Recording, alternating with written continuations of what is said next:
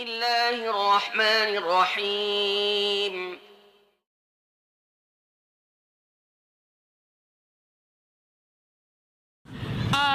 Well, I actually was atheist and I didn't believe anything.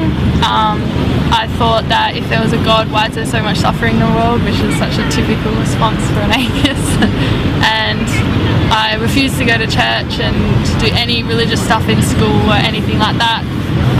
But now looking back at it, I was just thinking before, I had a big issue with Jesus and how they say he's the Son of God. So in hindsight now, it's kind of like I was destined to be Muslim because I just refused to believe that and refused to partake in anything. I tried to be a born-again Christian, but then my family wouldn't let me go to church, so that kind of failed. And now my brother's a born-again Christian and he's allowed to go to church, so yeah.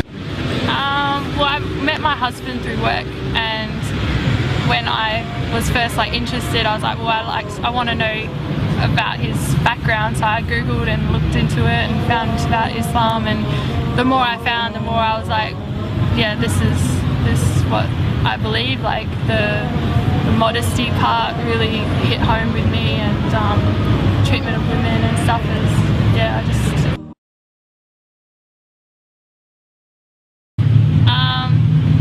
we kind of have this thing where we don't talk about anything that's important, and so they kind of guessed that I was well, they noticed that I all of a sudden started wearing long sleeves, even though I only wore a little bit less before. I always wore pants and everything, but they were like, why are you wearing skirts now? And you don't have to.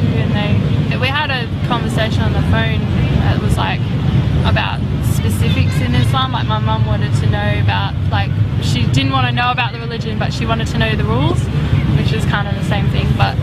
And I kind of told her, because she thought that I have to walk behind my husband and I'm not allowed to talk loud or say what I want, and that I had to cover my face or stuff like that. And so I had to explain that yes, my kids will be able to go to the beach, and they will be able to go to their house for Christmas, even though we don't celebrate Christmas. It will just be a holiday instead.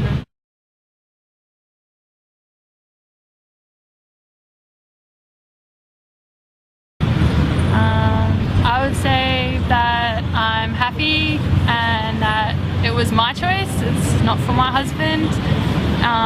For new sisters, ignore what everyone else says that you're doing it for your husband if you just happen to marry a Muslim. They don't obviously understand that that's not the rules and that's not how it works. And take one step at a time. I found I got overwhelmed when I started reading the Idiot's Guide to Islam. I got to the second chapter and I was almost in tears about how much stuff I didn't know, so I had to put it away and not go near it. So I just picked one thing.